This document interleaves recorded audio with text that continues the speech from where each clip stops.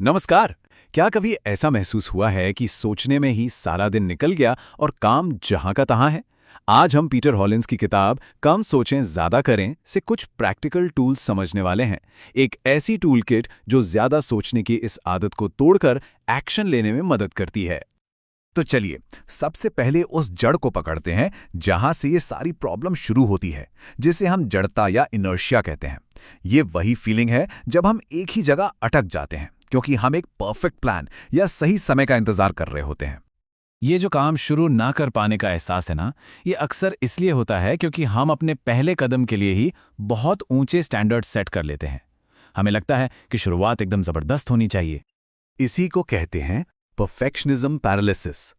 हम ये मानकर बैठ जाते हैं कि पहला ड्राफ्ट तो शानदार होना ही चाहिए या पहली कोशिश में कोई गलती हो ही नहीं सकती। लेकिन असल में यही सोच हमारी प्रोग्रेस की सबसे बड़ी दुश्मन है। तो इसका तोड़ क्या है?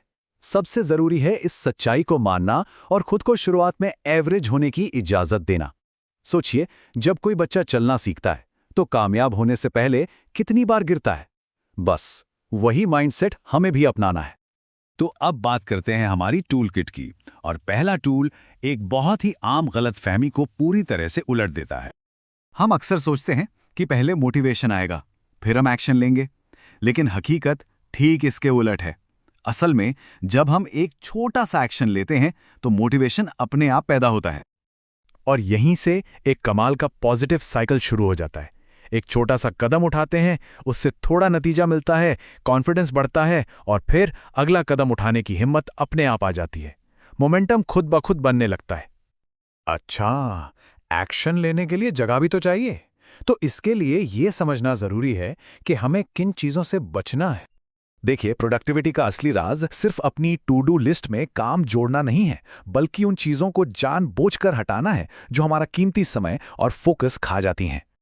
जब हम एक क्या नहीं करना है की लिस्ट बनाते हैं तो इससे एक अनुशासन बनता है और हमें वो मेंटल क्लैरिटी मिलती है जो किसी भी जरूरी काम पर गहराई से फोकस करने के लिए चाहिए होती है। तो ठीक है, डिस्ट्रैक्शंस को हमने मैनेज कर लिया। अब अगला टूल हमारी एनर्जी को उन चीजों पर फोकस करने में मदद करेगा जो सच में मायने रखती हैं।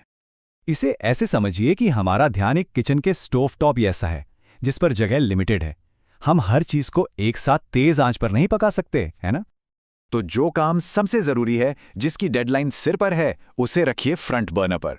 और जो चीजें जरूरी तो हैं पर तुरंत नहीं करनी, जैसे कोई नई स्किल सीखना, उन्हें बैक बर्नर पर धीमी आंच पर पकने दीजिए। इससे एनर्जी बिखरती नहीं है और फैसले लेना आसान हो जाता है। और अब आते हैं हमारे टूल किट के आखिरी टूल पर, जो हमारा ध्यान घड़ी से हटाकर हमारे शरीर की नेचुरल रिदम पर ले जाता है। मतलब हमारी फोकस करने की क्षमता पूरे दिन एक जैसी नहीं रहती। ये 90 से 120 मिनट के साइकिल्स में काम करती है। कभी एनर्जी हाई होती है तो कभी लो। स्मार्ट काम करने का तरीका इन साइकिल्स के साथ चलना है, इनके खिलाफ नहीं। तो इसका सीधा सा मतलब है, अपने सबसे मुश्किल और क्रिएटिव काम उन घंटों के लिए शेड्यूल करें जब एनर्जी टॉप पर हो। और जो रूटीन वाले काम हैं, जैसे ईमेल चेक करना या कॉल्स करना, उन्हें तब के लिए बचा कर रखें जब एनर्जी अपने आप कम होती है। तो चलिए, अब इस पूरी टूलकिट को एक छोटे से रीकैप के साथ समेटते हैं। ये 4 टूल्स एक साथ मिलकर काम करते हैं। ये उस इनर्शिया के साइकिल को तोड़ने और एक सस्टेनेबल मोमेंटम बनाने में मदद करते हैं, ताकि हम सोचते ही न रहें बल्कि काम भी करें। तो अब सवाल ये है कि आज वो कौन सा एक छोटा अधूरा सा कदम उठाया जा सकता है। याद रखिए, लक्ष्य परफेक्ट होना नहीं है, लक्ष्य सिर्फ शुरुआत करना है।